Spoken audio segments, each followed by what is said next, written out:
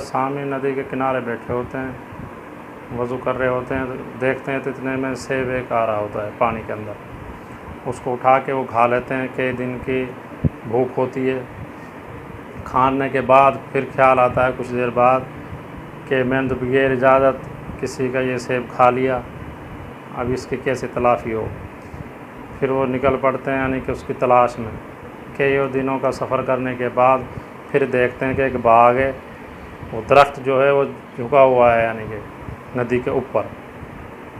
پھر اس دریافت کرتے ہیں، ادھر اس مالک سے ملتے ہیں، مالک سے کہتے ہیں کہ اس طرح میں نے آپ کا بغیر اجازت سیب کھا لیا ہے، آپ مجھے یہ معاف کر دیں۔ آگے سے مالک کہتا ہے اس کی 2 شرطیں معاف کرنے کی، 12 سال تک آپ نے میرے باغ میں یعنی کہ گوڈی کرنی ہوگی، اور دوسری جو شرط ہے وہ میں بعد میں بتاؤں گا۔ وہ کہتے ہیں ٹھیک ہے۔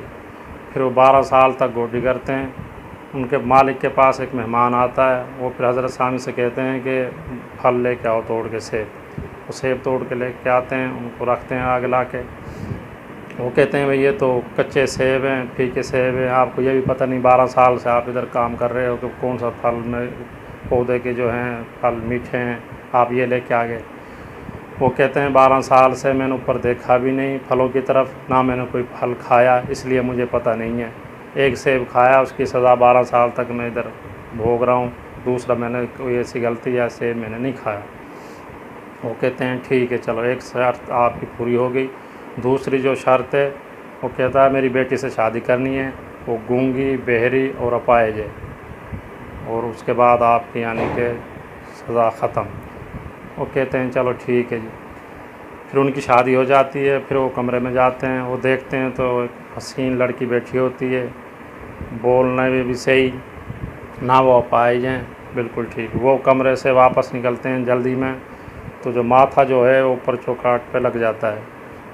وہ مالک سے کہتے ہیں کہ بھئی یہ تو بالکل ٹھیک ہے لڑکی ہے، اور آپ کہہ رہے تھے بھئی یہ اپاہج ہے، گونگی ہے، میں نے پہلے غلطی کری، اس کی اتنی طویل میں نے سزا بھگتی۔ تو وہ پھر آگے سے کہتے ہیں یہ میری بیٹی ہی ہے، یہ گونگی اس لیے ہے کہ اس نے کبھی غیر محرم سے بات نہیں کری، بہری اس لیے ہے کہ اس نے کبھی غیر محرم کی آواز نہیں سنی، اپاہج اس لیے کہ یہ کبھی بغیر مقصد کے گھر سے باہر نہیں گئی۔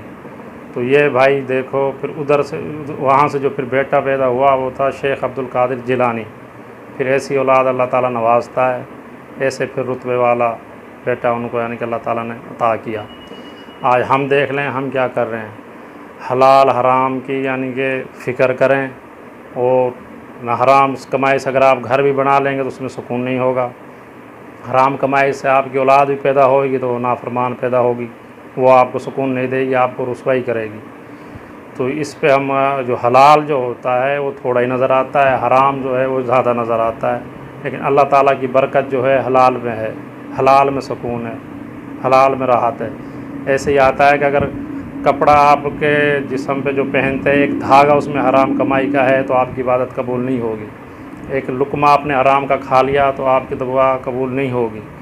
اس چیز پہ ہم زیادہ غور کریں کہ ہم کوئی ایسے جانے انجانے میں کوئی ایسا کام تو نہیں کر رہے۔